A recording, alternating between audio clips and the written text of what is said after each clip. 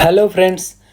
Industry में जो बड़े बड़े एक्सीडेंट्स होते हैं फ्रेंड्स, उसका कारण क्या होता है? एक छोटी सी चिंगारी जो अगर समय पर कंट्रोल ना हो तो एक बड़ी आग में बदल सकती है। और इसी खतरे को रोकने के लिए एक बहुत इम्पोर्टेंट रोल है। वो इम्पोर्टेंट रोल है फायर वॉचर का। फायर वॉचर सिर्फ एक व्यक्ति नहीं है फ्रेंड्स, वो last line of the defence भी होता है, जो हॉट वर्क के दौरान हर चिंगारी पर नज़र रखता है, हर खतरे को पहले से पहचानता है और इमरजेंसी आने पर तुरंत एक्शन भी लेता है। चाहे वो फ्रेंड्स वेल्डिंग हो, कटिंग हो या ग्राइंडिंग हो, फायर वॉचर का जिम्मेदारी होता है फायर हजार्ड को पहचानना, फायर प्रिवेंशन को सुनिश्चित करना और ज़रूरत पड़ने पर फायर को तुरंत कंट्रोल करना।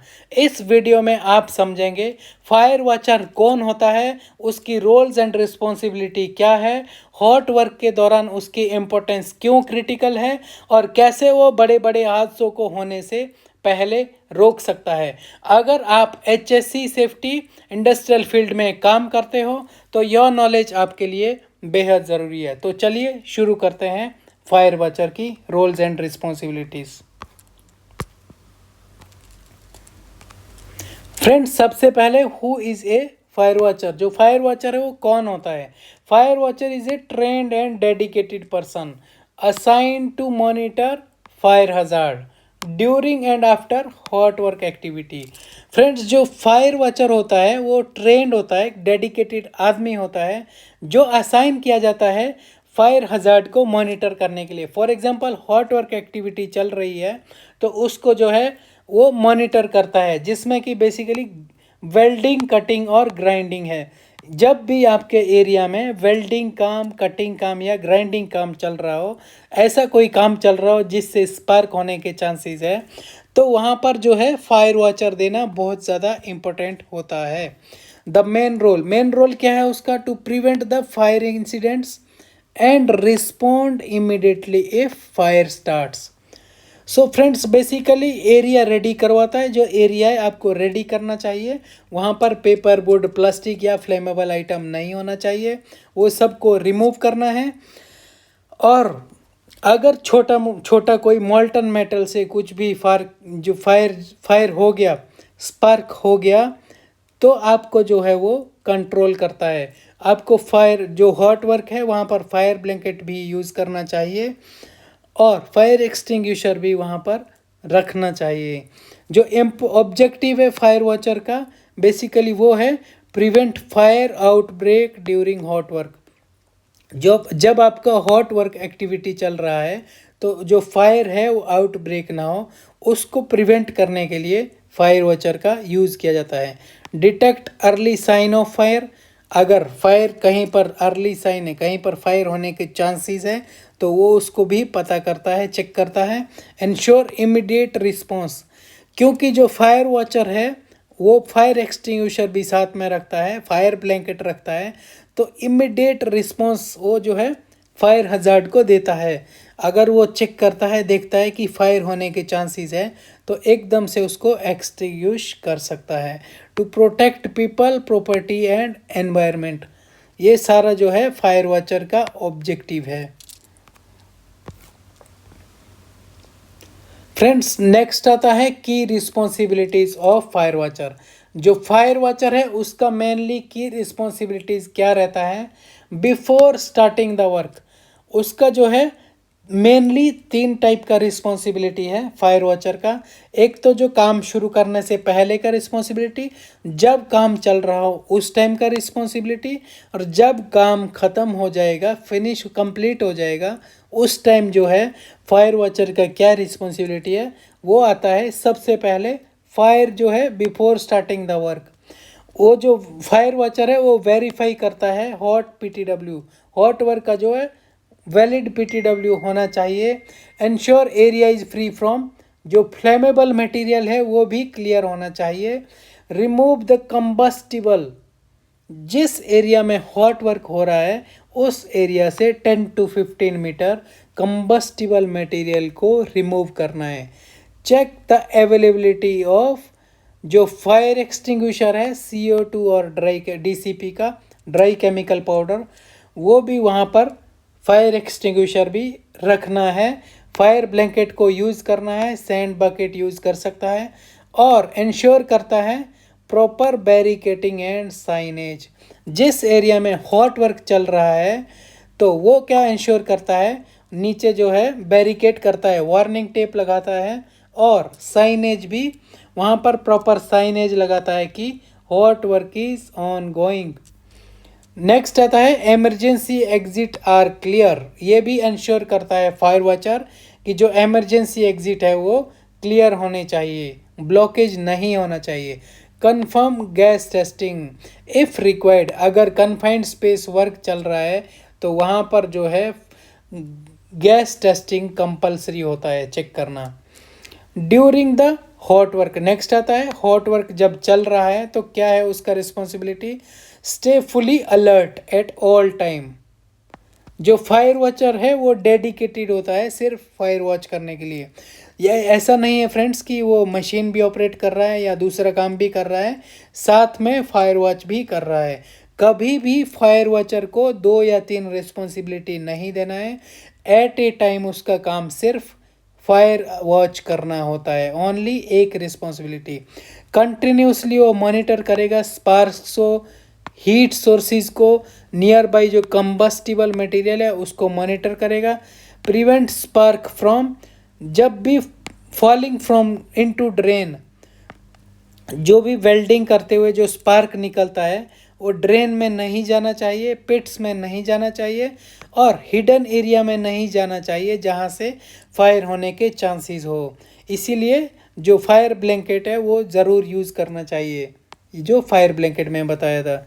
नेक्स्ट आता है to ensure the worker follow PPE requirement. जो हॉट वर्क कर रहे हैं वो पीपीई फॉलो कर रहे हैं, ये भी रिस्पॉन्सिबिलिटी है फायर वॉचर का। और जो सेफ्टी प्रोसीजर है वो भी फॉलो करना है, ये भी रिस्पॉन्सिबिलिटी है फायर वॉचर का। नेक्स्ट आता है friends to maintain the communication with worker and supervisor. और कम्युनिकेशन जो मेंटेन करना है सुपरवाइजर और वर्कर के बीच में वो भी है फायर वॉचर का रिस्पॉन्सिबिलिटी। नेक्स्ट आता है friends after completion of work. जब काम हॉट वर्क जो है जब काम कंप्लीट हो गया तो फायर वॉचर का रिस्पॉन्सिबिलिटी क्या है, remain on site for 30 minutes. जो हमारा जो भी कंपनी पॉलिसी रहता है या फिर जो स्टैंडर्ड रिक्वायरमेंट है, एटलीस्ट हॉट वर्क फिनिश होने के बाद उसको मिनिमम 30 मिनट के लिए उस एरिया पे साइट पे रुकना चाहिए, चेक करना चाहिए। चेक फॉर, यदि कोई वहाँ पर स्मोल्डरिंग मटेरियल हो सकता है, हिडन स्पार्क कहीं पर हो सकता है।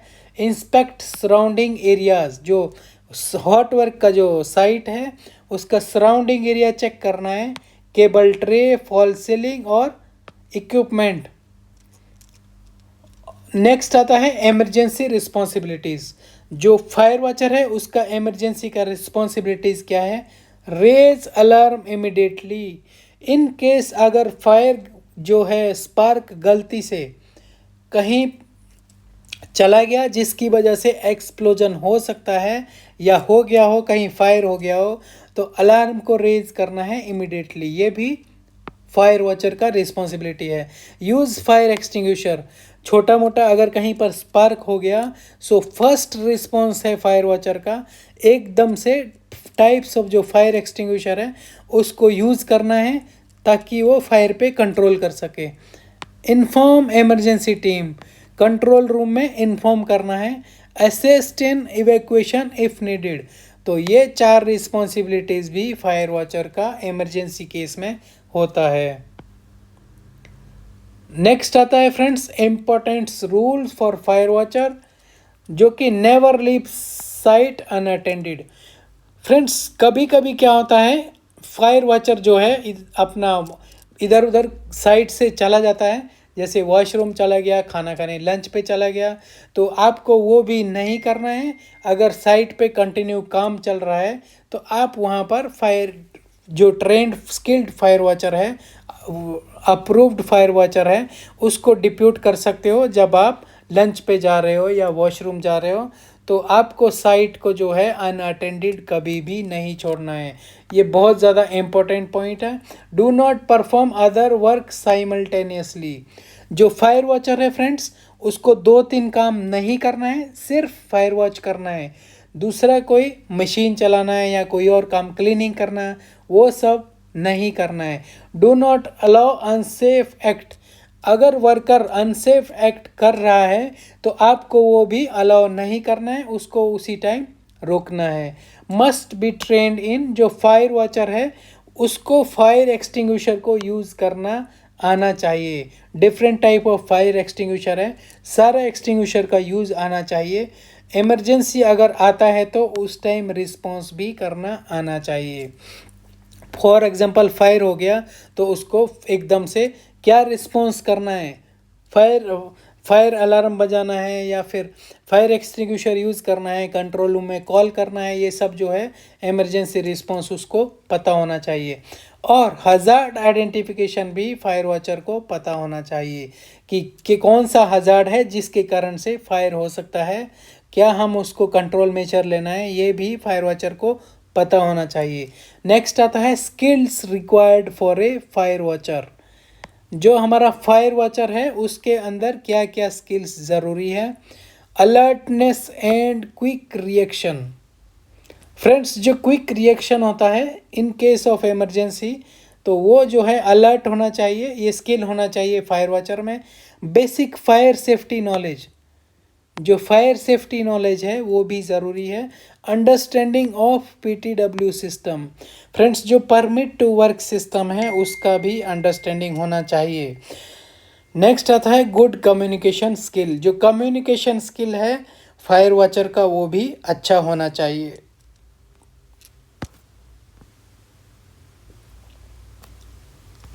नेक्स्ट आता है friends where fire watcher is required.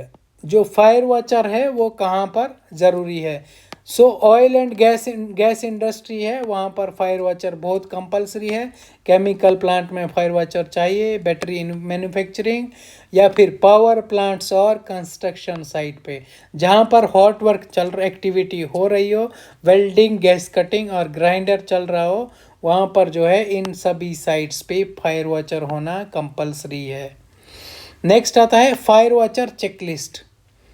जो फायर वॉचर है फ्रेंड्स उसका चेकलिस्ट क्या क्या होना चाहिए, एक शॉर्ट में यहाँ पर मैं बताऊँगा। हॉट वर्क परमिट अवेलेबल होना चाहिए, ये उसको चेक करना है। फायर एक्सटिंग्विशर रेडी होना चाहिए। नेक्स्ट आता है एरिया क्लियर्ड। जो कंबस्टिबल मटेरियल है, जलने वाला जिसमें आग लग सकती है, वो एरिया भी क्लियर करना है। पीपीई कंप्लायंस, जो हॉट वर्क के लिए पीपीई है वो कंपलसरी है।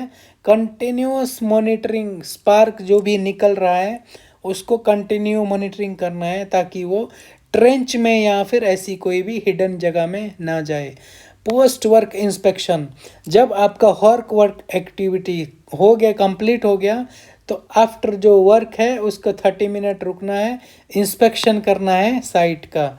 ये ज़रूरी है फायर वॉचर चेकलिस्ट में। नेक्स्ट आता है स्टैंडर्ड्स एंड गाइडलाइंस। इसमें ओशा का जो फायर वॉच रिक्वायरमेंट है ओशा का है। NFPA, जो नेशनल फायर प्रोटेक्शन एसोसिएशन है, उसका फायर सेफ्टी कोड में भी फायर वॉचर का गाइडलाइंस दिया गया है। और ISO 45001 जो सेफ्टी रिक्वायरमेंट है, मैनेजमेंट है, उसमें भी दिया गया है। फ्रेंड्स, याद रखिए fire watcher is the last line of defence. So during hot work जो है फायर वॉचर कंपलसरी है। क्योंकि फायर वॉचर जो लास्ट लाइन ऑफ डिफेंस इसलिए बोलते हैं क्योंकि बिफोर फायर वॉचर आपको सब कुछ, जो भी आपको हॉट वर्क एक्टिविटी करना है तो आपको सारे कंट्रोल मेजर लेने होते हैं, हजार्ड को आइडेंटिफाई करना होता है, रिस्क कंट्रोल करना होता है, जो हिरार्की है। फाइनल आपका आता है फायर वॉचर। अगर कुछ भी एक काम नहीं कर रहा है तो एटलीस्ट फायर वॉचर है वो फायर को वॉच करेगा, देखेगा और इमरजेंसी में रिस्पॉन्ड करेगा, अलर्ट रहेगा। तो ये सब जो है करना है। क्योंकि जो मेजर इंडस्ट्रियल फायर है वो होते हैं due to lack of monitoring, अगर आप मॉनिटरिंग नहीं करते हो हॉट वर्क के दौरान तो फायर होने के चांसेस बहुत ज़्यादा हैं। लिविंग साइट अर्ली, आपने साइट पे हॉट वर्क एक्टिविटी किया है और एकदम से साइट को लीव कर दिया तो वहाँ पर मोल्टन मेटल हो सकता है हिडन एरिया में, जिसके कारण बाद में फायर होने के चांसेस हो सकते हैं। इग्नोरिंग स्मॉल स्पार्क्स, फ्रेंड्स जब भी आप हॉट वर्क एक्टिविटी कर रहे हो, ग्राइंडिंग कर रहे हो, वेल्डिंग कर रहे हो या फिर गैस कटर यूज़ कर रहे हो तो आपको जो है स्पार्क, स्मॉल स्मॉल स्पार्क भी इग्नोर नहीं करना है। अगर आप इग्नोर करते हो स्मॉल स्पार्क्स को तो फायर होने के चांसेस बहुत बढ़ जाते हैं। तो ये था मेरा वीडियो फ्रेंड्स फायर वॉचर पे। अगर आपको वीडियो पसंद आया हो तो आप मेरे वीडियो को लाइक कर सकते हो, शेयर कर सकते हो और अपने फ्रेंड्स के साथ शेयर कर सकते हो, मेरे चैनल को सब्सक्राइब कर सकते हो। तो इस वीडियो में आपने डिटेल में जाना कि फायर वॉचर कौन होता है, उसकी रोल एंड रिस्पॉन्सिबिलिटी क्या है, हॉट वर्क के दौरान उसके इम्पोर्टेंट क्यों क्रिटिकल हैं, कैसे वो बड़े बड़े हादसों को होने से बचा सकता है। Thank you.